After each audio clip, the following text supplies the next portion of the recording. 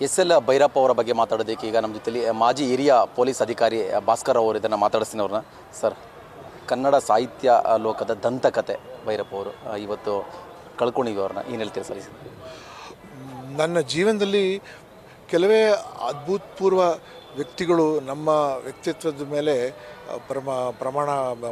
ಪರಿಣಾಮ ಬೀರೋರ ಪೈಕಿ ಎಸ್.ಎಲ್. ಭೈರಪ್ಪರವರು ಒಬ್ಬರು.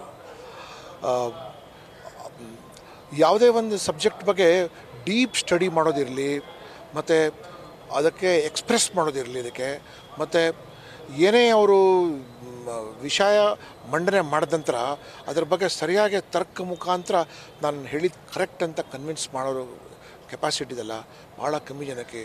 ಅದು ಒಂದು ರೀತಿಯ ದಟ್ಟ ಮೊಂಡವಾದ ಲೀಡರ್ಶಿಪ್. ಅದು ಅವರಿಂದ ನಾನು ಭಾಳ ಇನ್ಸ್ಪೈರ್ ಆದೆ.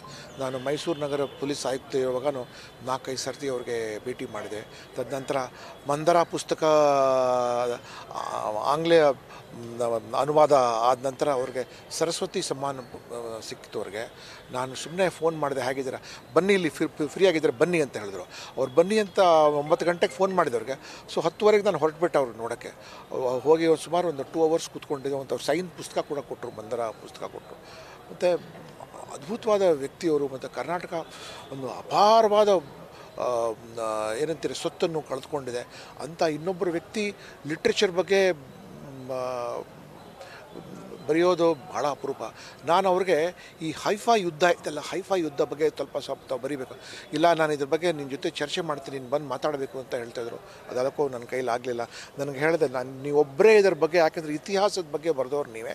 ಹೈಫಾ ಯುದ್ಧದಲ್ಲಿ ಏನು ಕನ್ನಡಿಗರು ಹೋಗಿ ಇಸ್ರೇಲಲ್ಲಿ ಯುದ್ಧ ಮಾಡಿದ್ರಲ್ಲ, ಕೇವಲ 100 ವರ್ಷ ಹಿಂದೆ, ಏನು ಭಾಳ ಹಿಂದೆ ಅಲ್ಲ, ಅದು ಖಡ್ಗ ಮತ್ತು ಇದರಿಂದ ಬಾಲೆಗಳಿಂದ ಅವರು ಆಟೋಮಾನ್ಸ್ ಮತ್ತು ಜರ್ಮನ್ಸ್ಗೆ ಸೋಲಿಸಿ ಬಂದರಲ್ಲ, ಮೈಸೂರು ಲಾನ್ಸರ್ಸ್. ಅದ್ರ ಬಗ್ಗೆ ನೀವೇನಾದರೂ ಬರೀಬೇಕು ಸರ್, ಪುಸ್ತಕ ಅದ್ರ ಬರೀಬೇಕು. ಖಂಡಿತ ಬರಿತೀನಿ ಭಾಸ್ಕರ್ ರಾವ್, ನಾನು ಶೋಧನೆ ಮಾಡ್ತೇನೆ. ಆ ಸಮಯದಲ್ಲಿ ನಾನು 2-3 ಸರ್ತಿ ಬರೆಯುವಾಗ ನಾನು ಹೇಳಿದೆ, ಅಮೆರಿಕಾಗೆ ಹೋಗ್ತಾ ಇದ್ದೀನಿ, ಯಾನ ಪುಸ್ತಕ ಬರೆಯುವಾಗ ನಾನು ನಾಸಾದಲ್ಲಿ ಹೋಗ್ಬಿಟ್ಟು ನಾನೇ ಖುದ್ದಾಗಿ.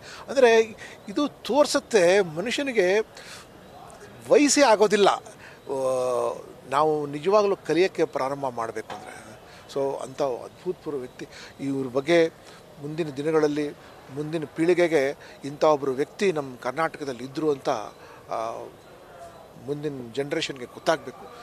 ನಾನು ಮನವಿ ಮಾಡ್ಕೊಳ್ತೇನೆ, ಯಾರು ಬುದ್ಧಿಜೀವಿಗಳು ನಿಜವಾಗ್ಲೂ ಯಾರು ಇದ್ದರೆ ಇವ್ರ ಬಗ್ಗೆ ನಾವು ಪಾಠ್ಯಪುಸ್ತಕದಲ್ಲಿ ಇವರು ಜೀವನ ಚರಿತ್ರೆ ಬಿತ್ತಿ ಅಂತ ಬರೆದಿದ್ದಾರಲ್ಲ, ಅದ್ರ ಬಗ್ಗೆ ಸ್ವಲ್ಪ ಆದರೂ ಏನಾದರೂ ಒಂದು ರೆಫರೆನ್ಸ್ ಬರಲಿ ಅಂತ ಕೇಳ್ಕೊತೀನಿ ಅಷ್ಟೇ. Thank you sir. ಇನ್ನೊಂದು ಸಣ್ಣ ಕುತೂಹಲ ಸರ್, ಅಂದರೆ ಈಗ ಭೈರಪ್ಪ ಅವರ ಕಾದಂಬರಿಗಳಾಗಿರ್ಬೋದು, ಆ ಪುಸ್ತಕಗಳು ಒಂದೊಂದು ಕೂಡ ಒಂದೊಂದು ಕ್ರಾಂತಿ ಸೃಷ್ಟಿ ಮಾಡಿರುವಂಥದ್ದು.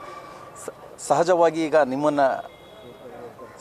ನಿಮ್ಮನ್ನು ಭೇಟಿ ಮಾಡಿದಾಗ ಪೊಲೀಸ್ ಅಧಿಕಾರಿ ಆಗಿರ್ತಿದ್ರಿ ಆ ಟೈಮಲ್ಲಿ. ಸೊ ನಿಮಗೇನಾದರೂ ಸಜೆಷನ್ಸ್ ಪೊಲೀಸ್ ಇಲಾಖೆ ಅಥವಾ ಪೊಲೀಸ್ ಅಧಿಕಾರಿ ಅಂತಂದರೆ? ವ್ಯವಸ್ಥೆ ಬಗ್ಗೆ ಮಾತನಾಡೋರು, ವ್ಯವಸ್ಥೆಯಲ್ಲಿರೋ ಸಮಸ್ಯೆಗಳ ಬಗ್ಗೆ, ಮತ್ತು ಯಾಕೆ ಪೊಲೀಸ್ನವರು ಈ ರೀತಿ ವರ್ತನೆ ಮಾಡ್ತಾರೆ ಅಂತ. ಯಾಕೆಂದರೆ ಭಾಳ ಹಿಂದೆ ಒಂದು ಸರ್ತಿ ದಾರಾ ಬೇಂದ್ರೆ ಅವರು ಮೊಮ್ಮಗ ಕೇಳಿದಂತೆ, ಪೊಲೀಸರಿಗೆಲ್ಲ ನಾನು ನೋಡಿದ್ದೀನಿ, ಕಳ್ಳರಿಗೆ ನೋಡೇ ಇಲ್ಲ ಅಂತ ಹೇಳಿದ್ರಂತೆ. ಅವ್ರದ್ದು ಬಟ್ಟೆ ಬದಲಾಯಿಸ್ಕೊಂಡ್ಬಿಟ್ರೆ ಅವರೇ ಕಳ್ಳರಪ್ಪ ಅಂತ ಹೇಳಿಬಿಟ್ರಂತೆ ದಾರಾ ಬೇಂದ್ರೆ ಅವರು. ಅಫ್ಕೋರ್ಸ್ ನಾನು ದಾರಾ ಬೇಂದ್ರೆಗೆ ಭೇಟಿ ಮಾಡೋಕ್ಕೆ ನನಗೆ ನಮ್ಮ ಭಾಗ್ಯ ಸಿಗಲಿಲ್ಲ. ಬಟ್ ಹೇಳಿದ್ರೆ ಅದು ಲೈಟರ್ ವೇನ್ ಅಂತಲ್ಲಿತ್ತು. ಬಟ್ ಪೊಲೀಸಲ್ಲಿ ಭ್ರಷ್ಟಾಚಾರ ಯಾಕಿದೆ, ಮತ್ತು ಅವರೇ ಹೇಳಿದ್ರು ಪೊಲೀಸರು ಮಾಡೋ ಭ್ರಷ್ಟಾಚಾರ ತುಂಬ ಕಮ್ಮಿ, ಅದು ಅದೇ ಕಣ್ಣಿಗೆ ಕಾಣೋಂಥ ಭ್ರಷ್ಟಾಚಾರ, ಅದು ವಿನಾಕಾರಣ ಅವ್ರ ಮೇಲೆ ಇಷ್ಟೊಂದು ಪ್ರೆಷರ್ ಬರ್ತಾಯಿದೆ ಅಂತ.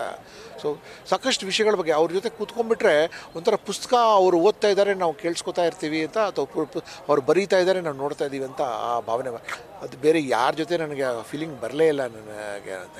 ಮತ್ತು ಅದು ಎದುರುಗಡೆ ಮನೆಯಲ್ಲಿ ಇವರಿದ್ದರು, ಭಗವಾನ್ ಅವ್ರಿಗೆ ಅಷ್ಟಕ್ಕಷ್ಟೇ ಸಂಬಂಧ ಇದ್ದಿದ್ದು. ಭಗವಾನ್ ಅವರು ಇವ್ರ ವಿಚಾರಧಾರೆ ಬಗ್ಗೆ ಭಾಳ ಟೀಕೆ ಮಾಡೋರು. ಮತ್ತು ಭಗವಾನ್ಗೆ ಸುಮಾರು ಪ್ರೊಟೆಕ್ಷನ್ ಎಲ್ಲ ಪೊಲೀಸರು ಕೊಡ್ತಾಯಿದ್ರು ಅವರ ವಿಚಾರಕ್ಕೆ ಸಲುವಾಗಿ. ಸೊ ಅದ್ರ ಬಗ್ಗೆನೂ ಅವರು ಮಾತನಾಡ್ತಾಯಿದ್ರು. ಸೊ ಎಷ್ಟೋ ವಿಷಯಗಳ ಬಗ್ಗೆ ಏನು ಬರೆಯೋಕ್ಕಾಗದೇ ಇರೋವಂಥ ವಿಷಯಗಳ ಬಗ್ಗೆನೂ ಅವರು, ಕಾನೂನು ಸುವ್ಯವಸ್ಥೆ ಇರಲಿ, ರಾಜಕೀಯ ಇರಲಿ, ಹಿಂದುತ್ವ, ಮತ್ತು ಅವರು ಆವರಣ ಅಂತ ಒಂದು ಪುಸ್ತಕ ಬರೆದ್ರಲ್ಲ, ಅದು ಭಾಳ ನಾನು ಕೇಳಿದೆ. ಆವರಣ ನೀವು ಸಾಮಾನ್ಯವಾಗಿ ಹಿಂಗೆಲ್ಲ ಮಾಡಲ್ವಲ್ಲ, ಯಾಕೆ ಹಿಂಗೆ ಬರೆದಿದ್ದೀರಾ ಅಂತ ನಾನು ಕೇಳಿದೆ ಅವ್ರಿಗೆ. ಆವರಣದಲ್ಲಿ ಆ್ಯಂಟಿ ಹಿಂದೂ ಇಲ್ಲ, ಕೆಲವು ಭಾವನೆಗಳಿದ ಬಗ್ಗೆ ಆ ಸಮಯದಲ್ಲಿ ಲವ್ ಜಿಹಾದ್ ಇತ್ಯಾದಿಗಳ ಬಗ್ಗೆ ಬರುವಾಗ ನಾನು ಅದು ಬರೆದೆ ಅಂತ ಅವರು. ಅಂದರೆ ಅವ್ರದ್ದು ಬಿಗ್ಗೆಸ್ಟ್ ಕ್ವಾಲಿಟಿ ಅಂದರೆ ನಮ್ಮಂಥ ಸಾಮಾನ್ಯ ಜನ, ನಾವೇನು ಇತಿಹಾಸದ ಸ್ಟೂಡೆಂಟ್ಸ್ ಅಲ್ಲ, ಲಿಟ್ರೇಚರ್ ಸ್ಟೂಡೆಂಟ್ಸ್ ಅಲ್ಲ, ನಮಗೆ ಇನ್ಸ್ಪೈರ್ ಮಾಡಬೇಕು ಅಂದರೆ ಅವ್ರದ್ದು ಡೆಪ್ತ್ ನೋಡಿ. ಮತ್ತು ನಮಗೇನು ಕರೆದು ಇನ್ಸ್ಪೈರ್ ಮಾಡಿಲ್ಲ, ಭಾಷಣ ಕೂಡ ಅವ್ರ ಬರವಣಿಗೆಯಿಂದ ನಾವು ಇನ್ಸ್ಪೈರ್ ಆಗಿತ್ತು. Thank you. Sorry.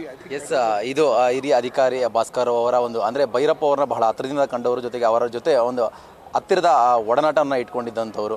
Camera person Roshan ಜೊತೆ Bharat Krishnappa, news first, Bengaluru. News first ನಿರ್ಭೀತಿಯಿಂದ ನಿಮ್ಮ ಪರವಾಗಿ.